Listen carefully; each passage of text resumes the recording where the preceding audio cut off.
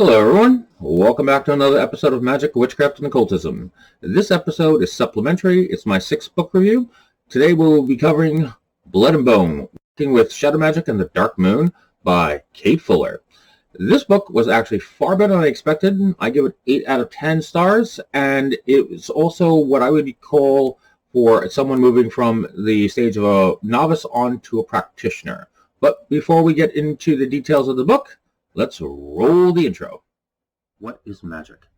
Magic is the hidden knowledge of the ages, just waiting to be discovered by those of us willing to dedicate decades of our lives to unlocking these ancient secrets.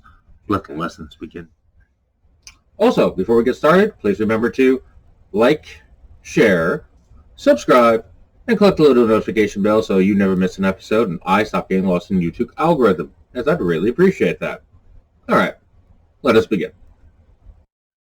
Alright everyone, this book review is the second or third time I'm redoing it. Now, I realize there's a lot of information in this book and I have to go over a lot of things, so I have to cut a few things out like my pros and cons, but I assure you this book is a solid 8 out of 10. Now, even though this book is particularly small, it is actually filled with information, so much so that I have to rush through this. Now, because I have to move through this relatively quickly, I'm only going to be choosing 1 or 2 things out of each chapter, and when I conflate different headings, I'll at least tell you that I'm talking about several different headings all at the same time, and they'll all be reasonably associated with one another. And if there's a section I have to spend a little bit more time on, like a section maybe on scrying or bodily fluids or something to this effect, you'll know. Now, let us begin to this. Let us start with the table of contents and the disclaimer. And the disclaimers go, this one is pretty unique. I actually haven't seen one like this in a while. I'm going to read you a quick portion of it. This book does not support the hurting or killing of animals, peoples, for any reason. Please use common sense when concerning the subject of blood and earthly remains. This sets the tone for the whole book. First, the introduction, and I'm going to read a small portion of it to you. It's not all love and light. The reason why I'm even reading this portion is because part of the author's philosophy of the Dark Moon. I feel that it's important to go over this. We all have a dark side. It's part of who we are. Even the most peaceful light work is cast a shadow. We all possess the ability to hate and want revenge. If we can learn to acknowledge our own darkness, we can control it and channel it into something productive.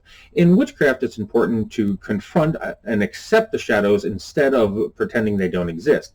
By accepting and embracing the darkness of our spirit, it doesn't mean that we should go and indulge in negative and harmful behavior, but rather accept these traits as a guide and a teacher in our personal growth, which is generally a good philosophy to have. And if you get the book, I suggest you read the entire thing because it's very nice. Moving on, page 3, Ethics. Now, I'm going to read this because it's brief. Remember, the spells you cast have consequences. No matter the rituals and the workings you do, it's important to think things through first. Whatever you believe in the rule of 3, karma, or simply like attracts like, your intentions and actions shape your future events. When you direct them outward at others, you're responsible for the results of your magical work. She talks about the law of 3 in here, and if you believe it or not, it makes no difference. Causality is going to affect you. Remember, your magic affects the world around you, directly or indirectly. Sometimes it just gently shifts things or odds in your favor. Other times, it can affect other people. Regardless of that, things come back on you no matter what your personal philosophy is. Something important to keep in mind. Moving on. Chapter 1, The Dark Moon Current and Liminal Spaces. This is on page 11. I'm only be covering the heading on what is shadow work. What is shadow work? Shadow work is a magical practice that corresponds to the Dark Moon Current in our lives. Shadow work is a term used to describe a spiritual practice with our inner hidden selves. It refers to working through trauma, ignorant behaviors, facing our demons, so to speak. Shadow work is generally focused on inward and involves confronting things that we have shunned in our public persona or public personality.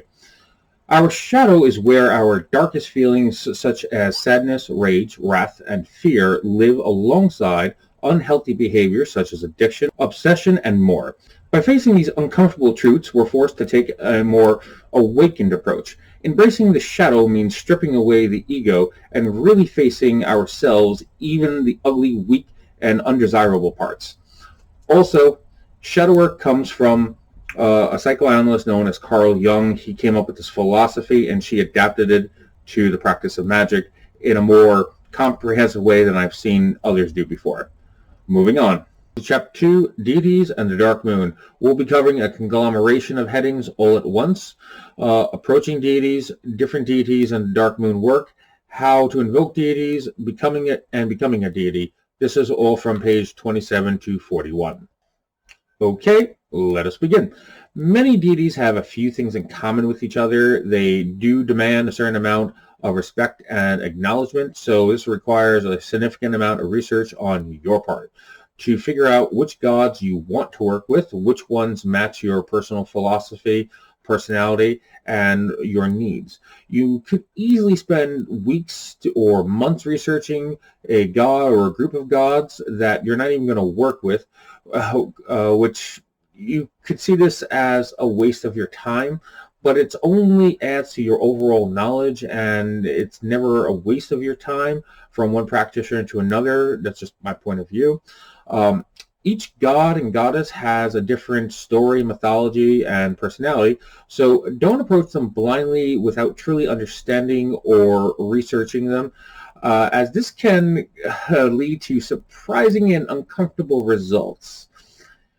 Okay, so let's go over a few bullet points that the author made, and I'm paraphrasing here. First, you want to read about the gods, their history, their mythology, modern practices, and really anything you can find. The second is you want to seek out a traditional follower of the gods or the goddess or the religion and learn from a first-hand account, because there are certain things that just don't translate over right for the books that you need someone to actually teach you.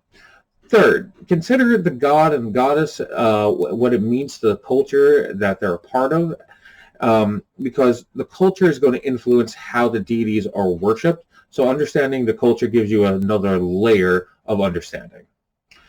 Okay, now how to invoke deities. To invoke a deity is to invite them into your magical circle, to witness, lend power to your working, or your magical working. This can be done by having them join the circle or by invoking them into the body. In both cases, you will want to prepare an offering of thanks to give them afterwards. Each god and goddess has objects and colors that are associated with them. Get a picture or a statue of them, and it'll help you with the summoning or the invocation. When you're doing your research on whatever chosen deity you want to work with, you'll come across this type of information through happenstance. Now, also, when you're working with a deity, if you're going to try to invoke one, most people will not remember the experience, and this shouldn't be taken or undertaken by a novice. This should only be done by a practitioner or an adept at the bare minimum, and you should have help. You don't really want to try to attempt to do this on your own. Mostly because you may become very fatigued. You could have some kind of health problem. You might need someone there. It's a powerful experience having a supernatural being enter you, and you may not even remember it. Now, if you do the ritual right and it works, sometimes you have to help it along too. You might have to try to stand like the deity or the god or goddess you invoked. You might want to dress like them, wear jewelry, sit like them, speak like them, and this can help let the deity work through you, and then it can help go to your offerings. Now, also, at the end of this, when you close the circle, you want to leave your offering for your deity or your god or your goddess or whatnot, and you want to leave it there for a few days and let them get to it at their leisure. Generally just a good idea. She mentions all of that in this book too as well. All right. Now moving on to Chapter 3, Dark Moon and Crafts and the Basics. This chapter is pretty much exclusively rituals. So as I said before, if you're ritual hungry, this is the book for you since it has 70 or more rituals.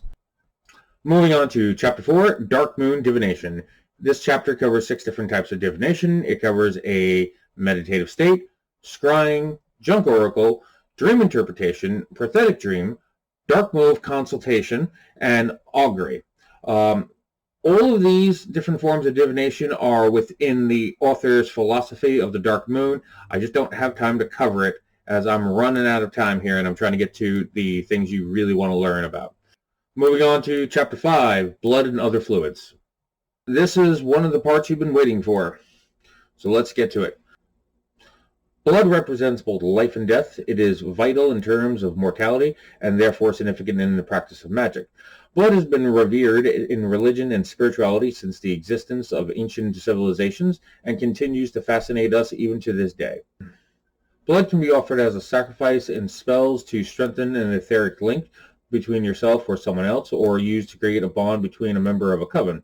Your blood contains your whole lineage. This means every single ancestor you've ever had presents itself in the blood, making it the substance that reaches back into time. For those who do choose to partake in blood rituals, do so for a wide range of different reasons.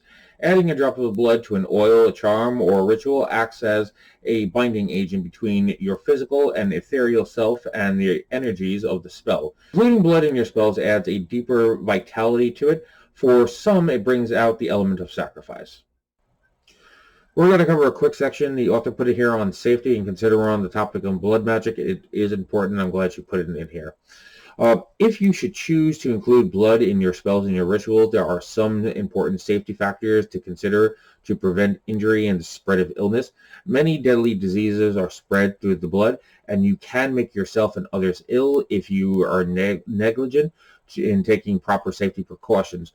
Do not mix blood with someone that you're unsure of. If you are going to use blood magic for, let's say, a binding ritual, you want to be really certain the person you're doing with can be trusted in the sense that they don't have any diseases that can be spread through the blood. Now, if you're going to do a kind of binding ritual, you can do a different one where you just, both people prick their fingers and you pull your blood into like a cauldron, and that can act as a binding if you don't want to directly mix your blood with each other. Moving on to menstrual blood. Alright, now I can only briefly cover the last few topics in here. She goes over menstrual blood, semen, saliva, and urine. I'm only going to cover menstrual blood and semen. Menstrual blood is an incredible source of power connected to the lunar cycle and symbolizing the connection to the divine feminine. As it relates to childbearing, in ancient times, when a woman was pregnant, it was believed she was turning her monthly blood into a baby. Therefore, the blood of a woman's womb was revered as sacred and the source of life itself. Moving on to semen ever so briefly, semen is symbolic of the divine masculine, and it is the seed of life itself. Next is Chapter 6, Animals and Their Parts. Alright, this chapter was exceptionally well written, and probably was the best written chapter in the whole book, in my opinion. I also, unfortunately, don't have time to cover it, but it goes into gathering and cleaning bones, and has a list of animal parts, like claws and talons and feet and beaks and whatnot, and what is their symbolic meaning. And it also has a list of animals, and that coincides with the author's philosophy of the Dark Moon, and goes through a bunch of different symbolic meanings or the symbolism of different kinds of animals. And it's really good. I really hope you buy this book and read it, but I don't have time to go over this any more than I've already just said. Moving on to Chapter 7, Bones and Skulls. Now I'm going to use the most of the remainder of my time for this chapter. Bones are believed to house the true soul of the animal they come from, creating a direct link to the spirit energy of the creature through all time and incarnations. For example, a single coyote bone contains the life force energy of coyotes that have ever lived. DNA in that single bone is a direct conduit to the archetype of the species. The bone brings all the qualities, mythology, personality, traits, and history of the coyote into your working. You include it in. This concept applies to the bones of any animal, including people. Moving on to human remains. Using human remains in magic is a lot more common than many people realize. Utilizing human bones or even ash is a fairly common practice amongst magical practitioners, at least for those who are able to obtain them and who wish to work with spirits in this way. That being said, using human bones in spells and rituals is not so different from using animal parts, except that instead of working with the pure energy of a plant or an animal, we're dealing with a much more complex human spirit. And that part is definitely true. Working with human bones is a little bit different than working with animal bones. Animals are very basic. They're primal, they're direct. Depending which bones you received and how you received them, it complicates the process dramatically. But that also depends on what you want to do with them. Keep that in mind. All right, I have run out of time, unfortunately. I only got to half the book review, but as you can see, it really is a great book, and I hope you all get it. On a personal note, these book reviews are taking more time than I expected. I can still do one every week, I just can't do anything else. So I might have to skip next week as I got a lot of things going on in personal life. As always, I wish you all the very best of luck with your research, and go in peace.